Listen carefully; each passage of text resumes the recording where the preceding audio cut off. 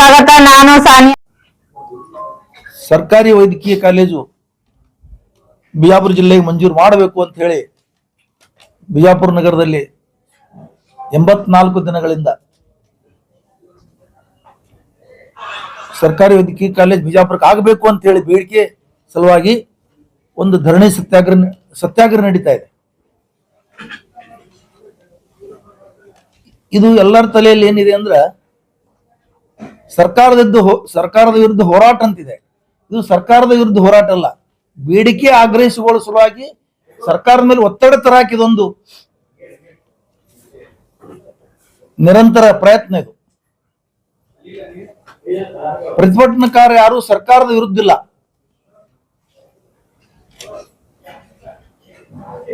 ಎಲ್ಲರದ್ದು ಉದ್ದೇಶ ಏನಿದೆ ಅಂದ್ರೆ ಬಿಜಾಪುರ ಜಿಲ್ಲೆಗೆ ಸರ್ಕಾರಿ ವೈದ್ಯಕೀಯ ಕಾಲೇಜ್ ಆಗಬೇಕು. ಯಾಕಂತ ಕೇಳಿದ್ರೆ ಸುಮಾರು 28 ಜಿಲ್ಲೆಗಳಲ್ಲಿ ಈಗಾಗಲೇ ಸರ್ಕಾರಿ ವೈದ್ಯಕೀಯ ಕಾಲೇಜುಗಳಲ್ಲಿದೆ. ಬಿಜಾಪುರಕ್ಕೆ ಯಾಕೆ PPP ಕೊಡಬೇಕು?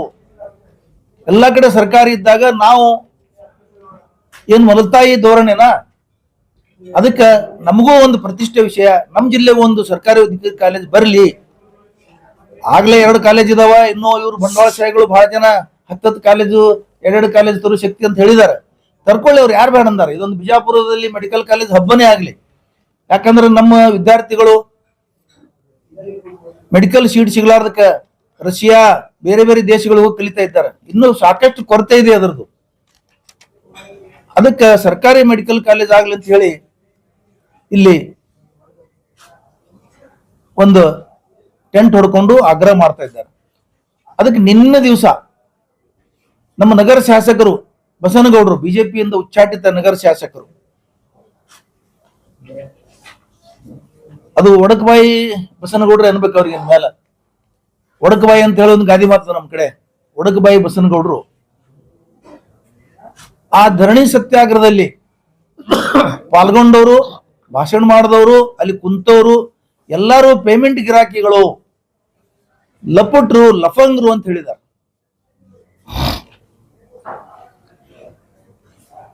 ಇಡೀ ಜಿಲ್ಲೆಯ ನಾಯಕರುಗಳು ಪಕ್ಷಾತೀತವಾಗಿ ಬಂದಲ್ಲಿ ಭಾಗವಹಿಸಿದ್ದಾರೆ. ಇಡೀ ಜಿಲ್ಲೆಯ ಸ್ವಾಮೀಜಿಗಳು, ಸಾರ್ವಜನಿಕರು, ಬುದ್ಧಿಜೀವಿಗಳು ಇವರೆಲ್ಲರೂ ಬಂದಲ್ಲಿ ಅದರಲ್ಲಿ ಭಾಗವಹಿಸಿದ್ದಾರೆ. ಮೆಡಿಕಲ್ ಕಾಲೇಜ್ ನಮ್ಮ ಜಿಲ್ಲೆಗೆ ಆಗ್ಲಿ ಅಂತ ಹೇಳಿ ಸರ್ಕಾರದ ಮೇಲೆ ಒತ್ತಡ ತರಕ್ ಮಾತುಗಳನ್ನು ಹೇಳಿದ್ದಾರೆ, ಬೇಡಿಕೆ ಸಲ್ಲಿಸಿದ್ದಾರೆ. ಅವರನ್ನು ಇವರು ಲಪುಟ್ರು, ಲಫಂಗ್ರು, ಪೇಮೆಂಟ್ ಗಿರಾಕಿಗಳು ಅಂತ ಹೇಳಿದ್ದು ಇಡೀ ಜಿಲ್ಲೆಯ ಜನತೆಗೆ ಒಂದು ಅವಮಾನಕರದು.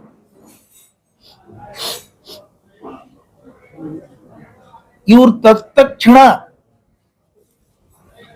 ಈ ಕುರಿತು ಜಿಲ್ಲೆಯ ಜನತೆಯ ಕ್ಷಮೆ ಯಾಚಿಸ್ಬೇಕು. ಇವರು ಕೇವಲ ಟೆಂಟ್ ನಲ್ಲಿ ಕೂತವ್ರಿಗೆ ಮಾತಾಡಿಲ್ಲ, ಇವರು ಇಡೀ ಜಿಲ್ಲೆಯ ಜನತೆಗೆ ಮಾತಾಡಿದ್ದಾರೆ. ಇವರು ಇಡೀ ಜಿಲ್ಲೆಯ ಜನತೆ ಒಂದು ಗೌರವದ ಪ್ರಶ್ನೆ ಇದರಲ್ಲಿ. ಇವರು ತತ್ಕ್ಷಣ ಕ್ಷಮೆ ಯಾಚಿಸ್ಬೇಕು. ಇವರು ಹಿಂದೆ ಬಹಳ ಹೋರಾಟಗಳನ್ನು ಮಾಡಿದ್ದಾರೆ, ನಾನು ನೋಡಿದ್ದೇನೆ ಇವ್ರಿಗೆ. ಮತ್ ಇವರು ಅವಾಗ ಪೇಮೆಂಟ್ ಗಿರಾಕಿಗಳಿದ್ರ, ಇವರು ಲಪುಟ್ರಿದ್ರ. ಹಂಗಾರೆ ಇವರು ಲಪುಟ್ರು, ಇವರು ಪೇಮೆಂಟ್ ಗಿರಾಕಿಗಳು. ಇವ್ರಿಗೆ ಯಾರ್ಯಾರು ಪೇಮೆಂಟ್ ಕೊಡ್ತಿದ್ರು? ಇವ್ರು ಮಾಡೋದು ಲಪುಟ್ಟತನ.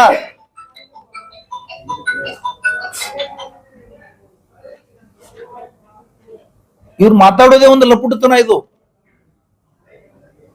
ತಾವು ಮಾಡಿದ್ರೆ ಸರಿ, ಉಳಿದವ್ರು ಮಾಡಿದ್ರೆ ಸರಿ ಅಲ್ಲ ಅನ್ನೋ ಧೋರಣೆ ಇರಬಾರ್ದು. ಇವ್ರು ಮಾಡೋದು ಯಾಕೆ ಲಪುಟ್ಟತನ ಅನ್ನೋದು ಹೇಳ್ತೀನಿ ನಿಮಗೆ ಖುಲ್ಲಾ. ಅಲ್ಲಿ ಸಿದ್ದರಾಮಯ್ಯ ಓಲೈಸುದು, ಮಂತ್ರಿಗಳಿಗೆ ಓಲೈಸುದು, ಮೆಡಿಕಲ್ ಕಾಲೇಜ್ ಹುಡ್ಕೋಬೇಕು, PPP ಮೆಡಿಕಲ್ ಕಾಲೇಜ್ ತಾನೇ ಹುಡ್ಕೋಬೇಕು ಅನ್ನೋ ಒಂದು ಉದ್ದೇಶದಿಂದ ಕುತಂತ್ರ ಏನ್ ಮಾಡ್ತಾ ಇದ್ದಾರಲ್ಲ, ಇದು ಕುತಂತ್ರಕ್ಕೆ ಲಪುಟ್ಟತನ ಅಂತ ಹೇಳ್ತಾರೆ. ಲಪುಟ್ಟತನದ ಅರ್ಥ ಇದು. ಅವ್ರಿಗೆ ಲಪುಟ್ಟತನದ ಅರ್ಥ ಏನಾದ್ರೂ ಬೇಕಾಗಿದ್ರೆ ಇದು ತಿಳ್ಕೊಳ್ಳಿದು. ಸುಮಾರು 84 ದಿನಗಳ ಕಾಲ ಹೋರಾಟ ನಡೆದಿದೆ, ಒಂದು ಬೇಡಿಕೆ ನಡೆದಿದೆ. ಬಾಯಿ ಬಿಚ್ಚಿಲ್ಲ ಇವ್ರು ಇವತ್ತಿಗೆ. ನಾನು ಬಡವರ ಪರ, ನಾನು ಜಿಲ್ಲೆಯ ಪರ, ನಾನು ಹಿಂದೂ ಪರ, ನಾನು ಅವ್ರ ಪರ, ಇವ್ರ ಪರ ಅಂತ ಹೇಳೋರು ಜಿಲ್ಲೆಯ ಪರ ಮಾತಾಡ್ಬೇಕಾಗಿತ್ತಲ್ಲ. ನೈತಿಕತೆ ಏನಾದ್ರೂ ಜಿಲ್ಲೆ ಪರವಾಗಿ ಮಾತಾಡ್ಬೇಕಲ್ಲ. ಇವ್ರಿಗೆ ನೈತಿಕತೆನೇ ಇಲ್ಲ. ನೈತಿಕತೆ ಎಂದೋ ಸತ್ತು ಹೋಗ್ಯದ ಇವ್ರದು. ಯಾಕೆ ಮಾತಾಡಿಲ್ಲ? ನಾನು ಹಿಂದೆ ಸರ್ಕಾರಿ ಮೆಡಿಕಲ್ ಕಾಲೇಜಿಗೆ ವಿಧಾನಸಭೆಯಲ್ಲಿ ಪ್ರಶ್ನೆ ಕೇಳಿದ್ದೆ, ಪ್ರಯತ್ನ ಮಾಡಿದ್ದೆ ಅಂದ್ಬಿಟ್ಟು ಈಗ ಏನಾಗ್ಯದ? ಈಗ ಅದು ಹೊಡ್ಕೋಬೇಕಂತ ಹೇಳಿ ನೀವು PPP ಮಾಡಲ್ದ್ರೆ ನೀವು ಕಾಲೇಜ್ ಹೊಡ್ಕೋಬೇಕಂತ ಈಗ ಸಪೋರ್ಟ್ ಕೊಡ್ತಾ ಇಲ್ಲ. ಅವಾಗ ನೀವು ವಿಧಾನಸಭೆಯಲ್ಲಿ ಬೇಡಿಕೆ ಸಲ್ಲಿಸಿದ್ರಿ, ಹೋರಾಟ ಮಾಡಿದ್ರಿ. ಆದ್ರೆ ಈಗ ಯಾಕೆ ಹೇಳಲ್ಲ ಅಂದ್ರೆ ನಿಮಗ ಇದು ಕುತಂತ್ರತನ ನಡೆದ ನಿಮ್ಗೆ ಒಳಗೆ. ಆಮೇಲೆ ಇದ್ರೊಳಗೆ MB ಪಾಟೀಲ್ರು ಯಾವ್ದು ತಂದಿದ್ರಿ. ಹಂಗಾರೆ MB ಪಾಟೀಲ್ರು ನಿಮ್ದು ಒಪ್ಪಂದ ಆಗಿದೆಯಾ? ಮೆಡಿಕಲ್ ಕಾಲೇಜ್ ನಿಮ್ಗೆ ಕೊಡ್ತೀನಿ ಅಂತ MB ಪಾಟೀಲ್ ಹೇಳಿದಾರ? ಅದನ್ನು ಬಹಿರಂಗ ಪಡಿಸಿ. ಎಲ್ಲಿ ಹೇಳಿದ್ರು, ಯಾವಾಗ ಹೇಳಿದ್ರು? ಮುಖ್ಯಮಂತ್ರಿಗಳು ಹೇಳಿದಾರ? ಅದನ್ನು ಬಹಿರಂಗ ಪಡಿಸಿ. ವೈದ್ಯಕೀಯ ಶಿಕ್ಷಣ ಸಚಿವರು ಹೇಳಿದಾರ? ಅದನ್ನು ಬಹಿರಂಗ ಪಡಿಸಿ. ಅಲ್ಲಿ ಅವರಿಗೆ ಓಲೈಸುವುದು MB ಪಾಟೀಲ್ರಿಗೆ, ಅಲ್ಲಿ ವೈದ್ಯಕೀಯ ಶಿಕ್ಷಣಕರಿಗೆ ಶಿಕ್ಷಣ ಮಂತ್ರಿಗೆ ಓಲೈಸುವುದು. ಈ ಕುತಂತ್ರತನ, ಈ ಲಪುಟತನ ನೀವು ಮೊದಲು ಬಿಡ್ರಿ. ಜಿಲ್ಲೆ ಜನರಿಗೆ ಲಪುಟ್ ಅಂತ ಹೇಳೋರು ನಿಮ್ಮ ಲಪುಟತನ ಬಿಟ್ಟು ಇನ್ನೊಬ್ರಿಗೆ ಲಪುಟ್ ಅಂತ ಹೇಳಿ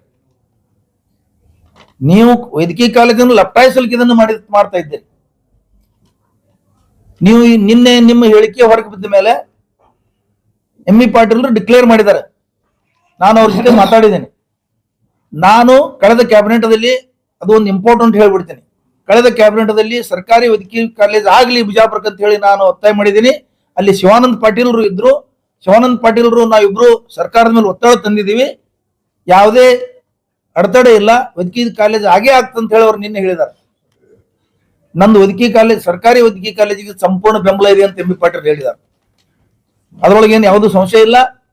ನಿನ್ನೆ ನಮ್ಮ ಜಿಲ್ಲಾ ಕಾಂಗ್ರೆಸ್ ಅಧ್ಯಕ್ಷರು ಸಹಿತ ನಮ್ಮ ಪಕ್ಷದ ವತಿಯಿಂದ ನಾವು ಮುಖ್ಯಮಂತ್ರಿಗಳ ಹತ್ರ ನಿಯೋಗ ಹೋಗ್ತೀವಿ, ನಾವು ಸರ್ಕಾರಿ ವೈದ್ಯಕೀಯ ಕಾಲೇಜಿಗೆ ಪ್ರಯತ್ನ ಮಾಡ್ತೀವಿ ಅಂತ ಹೇಳಿದ್ದಾರೆ.